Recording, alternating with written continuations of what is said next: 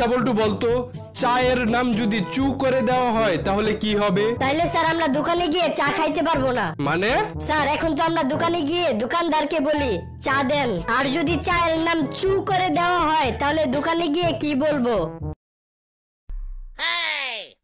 যারা মদ, সিগারেট, গাঞ্জা খায় তাদের দুইটা সমস্যা হয়। স্যার সমস্যাগুলো কি কি? তাদের স্মৃতিশক্তি দুর্বল হয়ে যায়, আর আরেকটা হলো ভুলে গেছি, পরে বলমুনি।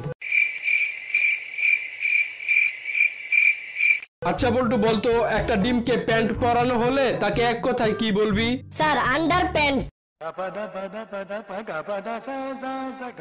বাবা আমি তো পরীক্ষায় অটো পাস করেছি, এখন ডাক্তারি পড়বো, আর ডাক্তারি পড়ে করোনার ঔষধ বানাবো। কেন, তোর লজ্জা করে না? যেই করোনা তোর অটো পাস করাইলো, তুই সেই করোনার সাথে বেইমানি করবি? ডাক্তার সাহেব মুখে তো অনেক ব্যথা, মনে হচ্ছে দাঁতটা তুলে ফেলতে হবে। আচ্ছা এখন আমি আপনার দাঁত তুলবো। ঠিক আছে ডাক্তার। হা করেন। আরো হা করেন। আরো হা করেন। আরো হা করেন। আরে দূর মিয়া, আপনি কি আমার মুখে বসে দাঁত তুলবেন নাকি? বাবা আমার জন্য এক গ্লাস পানি নিয়ে আসো। আমি পারবো না, তুই নিজে নিয়ে যা। বাবা আমার জন্য এক গ্লাস পানি নিয়ে আসো। বললাম তো পারবো না। বাবা তাড়াতাড়ি আমার জন্য এক গ্লাস পানি নিয়ে আসো। আরেকবার আমার কাছ থেকে পানি চেলে তোরে একটা থাপ্পড় মারমু। ঠিক আছে, থাপ্পড় মারতে আসার সময় আমার জন্য এক গ্লাস পানি নিয়ে আইসো।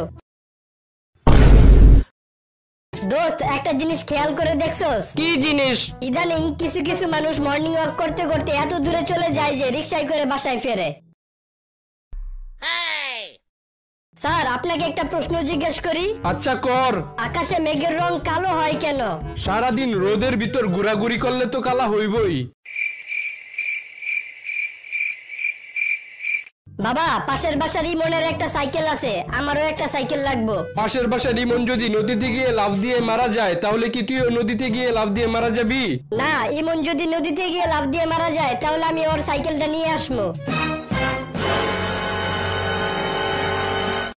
আচ্ছা বল্টু বলতো, পরীক্ষার হলের স্যার আর নাপিতের মধ্যে মিল কোথায়? দুইজনেই কাউকে গাড় ঘুরাইতে দেয় না।